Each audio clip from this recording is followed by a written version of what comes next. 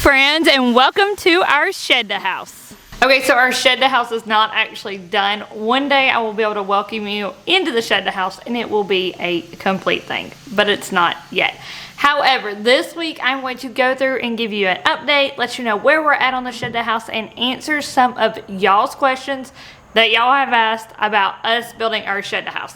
Now these questions come from Instagram, Facebook, and YouTube.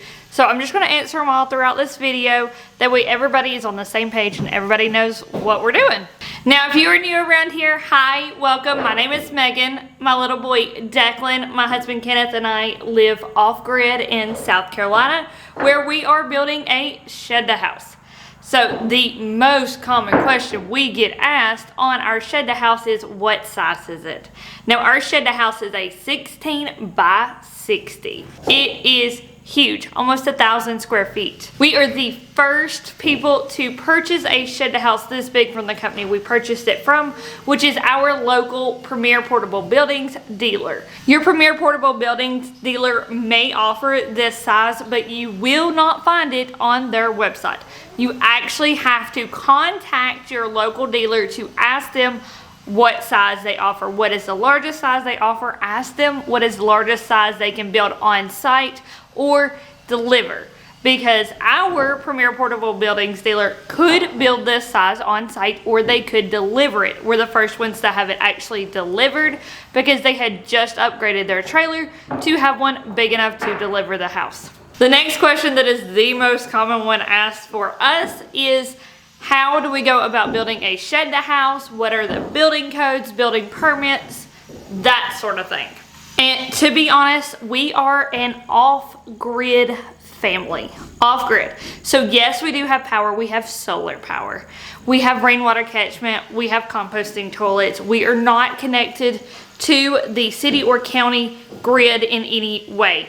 Our local county does not consider this to be a house because it's not connected to the power grid. It's not a house. There's some, issues with that in terms of, do you actually have a home? Are you homeless? That sort of thing. But we have talked to our building codes enforcer, like literally spoke to him in person.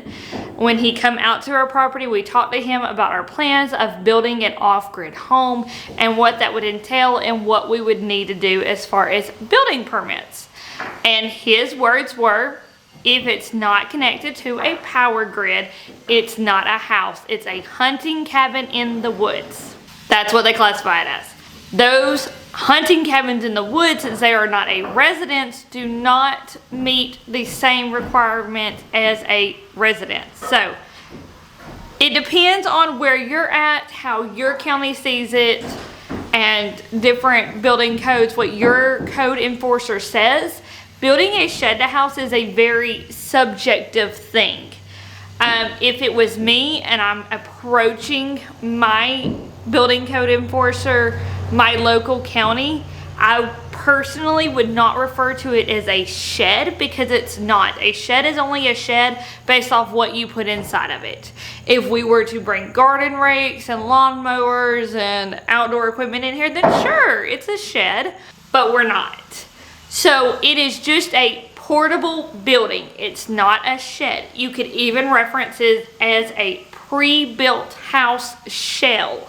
It's probably what I would use, because again, it's not a shed if you're not putting outdoor stuff in it. I mean, that's all that a shed is. It's a building with outdoor equipment inside of it. It's not anything specific. So we reference it as a shed to house just because that's what people know of these portable buildings turned into a house, not necessarily because we believe we are turning a shed into a house. Does that make any sense whatsoever? I hope that made sense. What you do want to do when you build a shed to house, or before you buy a shed to house, is ask them what are the stud spacings that they use when they build the building. You want to make sure your stud spacings, your floor joists and stuff like that, meet building codes for a residence. Because if anything is said in the future, you want your house to meet code. Because if it meets code, then you'll have less issues with your county government or city government or wherever you're at. You want to at least meet code, even if you don't have to have a building permit, like we currently do not. The way I look at it is building code enforcers make the decisions, but when a new building code enforcer gets brought into the mix, that new person is going to color the laws based on their personal opinions and thoughts and ideas. So our current building code enforcer sees our house as a cabin in the woods because it's not connected to a power grid. Now, if he goes out and a new one comes in and maybe he reads the laws a little bit different, he says, well, it's not connected to a power grid, but it has solar power, so therefore it is technically a residence, then we have to abide by what that building code enforcer says. Now, do I think that's right? No, but it's the law, so we either do it or we get kicked out of our house and our property. So, I mean, it is what it is. The way we are going about it is we are always building to building codes. So that leads me into my next question I was asked, and that is, where do you find the building codes? So there is building code manuals that you can purchase that have all of the residential building codes in them. It's kind of expensive, but you can also Google specific residential codes for your state, your county. Make sure you are using good sources, good websites, not a blog or something out there, to find your residential codes. But in that train of thought, we are building to code, like I said, just in case somewhere down the line somebody comes in and has an issue with us living in this structure. We need to be able to prove that it was built to code and that it is a safe area for us to live in. I'm currently standing in my bathroom where Kenneth has begun running electrical outlets and things like that. So there's one right here by the door. This will be for the light switch to flip off and on when you come in and out of the bathroom. One building code thing that most people don't think about that you do need to look up and be for sure of in your area is how many outlets you have to have per square foot, because I didn't know that was a thing. Thankfully, Kenneth did. So if it looks like we have a lot of outlets and light switches and stuff for people who are building solar and won't use as much power, that's why. Okay, so the next question has a few questions in it, and most of it has to do with us being an off-grid family and our off-grid practices. So it's a 3-part question. We're gonna go through each one of them in turn. And if you are wondering where this question comes from, on my YouTube channel, in the community tab, I posted a post that said, you know, let me know what your questions are so we can answer them. So that's where this question is coming from. If you missed that and you didn't get to see it, drop your questions in the comments below and I will still answer them for you. I just thought this would be a fun video to make. So the first question is, what is our waste management and water plan? So we are keeping with the rainwater, even with our shed to house. We're going to upgrade to a big 2,500 gallon cistern that will set off the side of our shed to house and catch our rainwater. We have been on rainwater since we've been on this property. So 2 years we've been on rainwater exclusively, and I really like that. The reason we do not have a well in place is, for one, we tried digging a shallow well. If you've seen the videos on that, then you know it didn't work. We're a very sandy location, and I'm assuming that had a lot to do with that. 2, in our area, the actual wells for people who have them for their houses are very, very deep, and they have extremely hard water where they have to run like big water softening things. I don't even know what they are because I've never had to use water softeners. You have to have one if you have a well in this area. With rainwater, we don't have to worry about that. So we don't have the calcium buildup and we don't have to run a water softener like other people in our area do. Now, our waste management plan, we have for the past 2, almost 3 years, had a composting toilet in our camper, which is where we currently live. We've lived in our camper for almost 4 years now. And we've loved it. It's been great for us. We traveled for over 2 years of that. And we've been settled down here on our property for 2 years of that. And we have loved it. We just need more space. We're growing, we're expanding, and homesteading takes a lot of space. So that's why we're building our shed to house instead of continuing living in our camper. Now, we've had a composting toilet. We love our composting toilet. You know, it's always been a great way for us to do off-grid waste management without having to do a whole lot of expenses to put in a septic. However, with our shed house, we will eventually be putting in a septic. Yes, the septic is still off-grid. It doesn't connect to anything. It's just right there on your property. The only reason we're doing this is because while a composting toilet is great, it's kind of a pain in the butt. So having to constantly empty the composting toilet buckets and control where you're composting it at and how long it's composting and whether it's safe and everything that you need to do with that, it's kind of a pain in the butt. Now, we originally went this route because our rainwater catchment system we have right now is so small, and flushing toilets use a lot of water, like a ridiculous amount of water.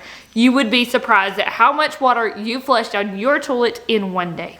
We have to majorly upgrade our rainwater catchment system. So that's all future because it's going to take a while to afford those options. We are doing this primarily off our cash budget. You come to join me in my video? Maybe. So. Don't rub upon me, I'm sweaty. It'll be all right. I'll deal with it. So the question we are currently on is, what is our waste management plan in the future? So septic, like we just talked about before somebody come and interrupted us.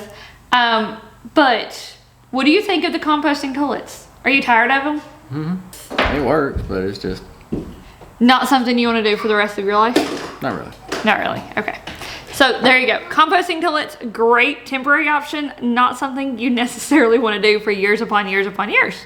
Some people do it. Yeah, God bless them. Yep. More power to them. But it can be a major pain in the butt. No, it's a pain in the bucket. So the next question is from the next part is the second part of the same question. So the next part of the question was, will we have a wood stove in our shed house? And this is fun because we will have not only one wood stove, we will have 2 wood stoves. Yeah, 2 wood stoves in our not even 1,000 square feet house. So let me show you where they're gonna go. So here between the library and the front door will be a wood heating stove. This is generally what people think of when they say wood stove. It's the kind you put the wood in and it heats the house, that sort of deal. However, over here, Kenneth is leaning against my propane stove that we purchased, and next to it will be a wood cook stove. I'm talking like old cast iron wood stove that you see in like pioneering kitchens, that sort of deal.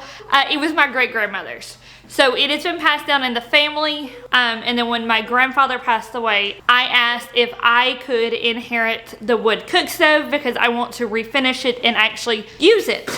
I'm excited about it, but that will go this area.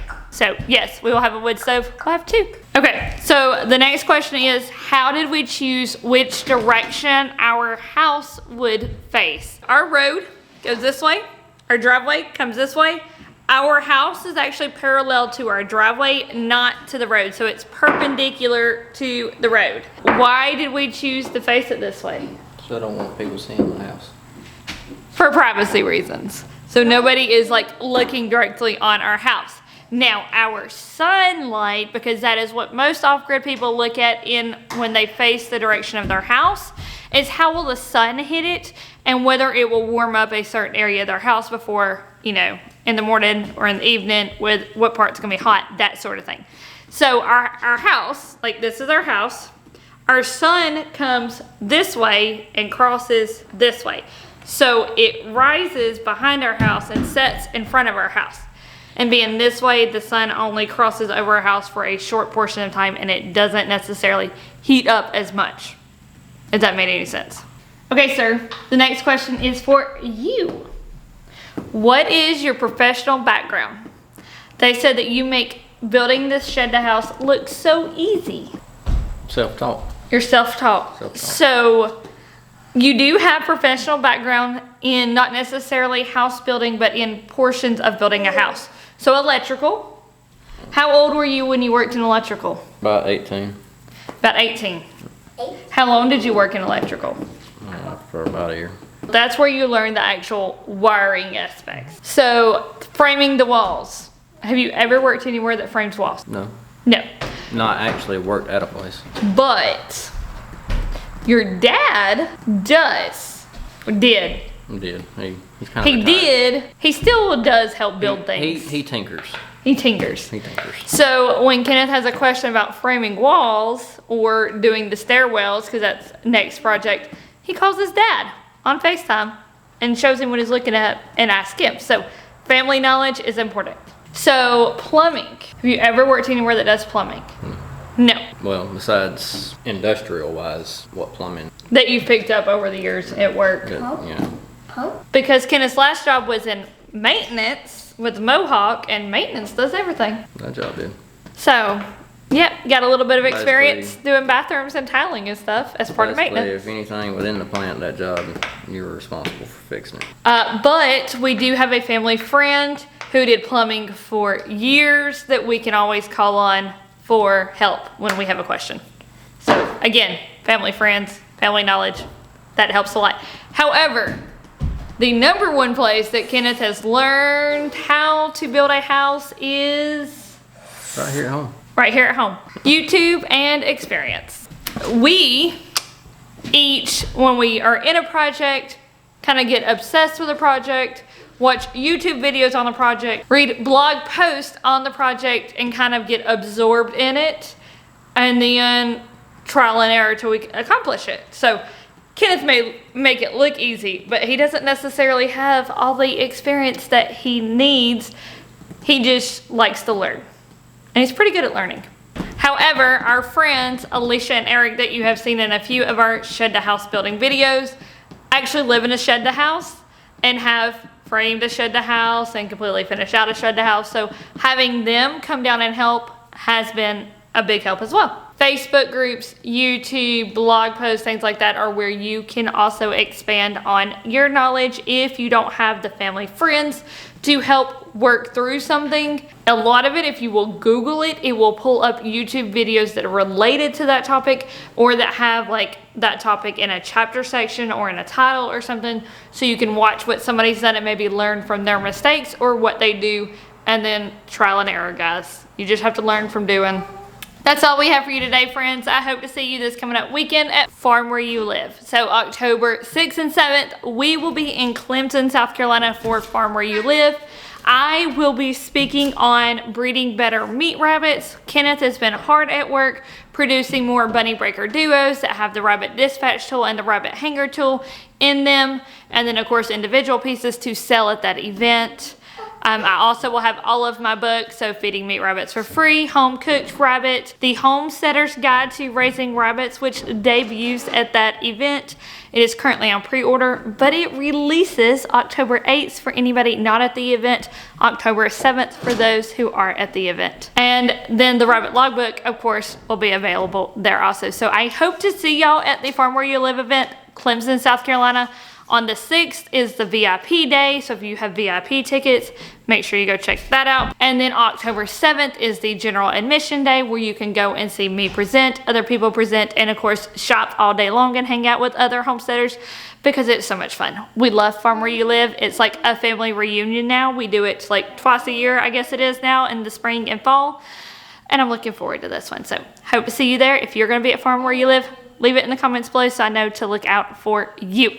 If you miss me there, I will be in Alabama next year and in Oklahoma. So check me out at one of those. Until next time though, bye. We will see you later.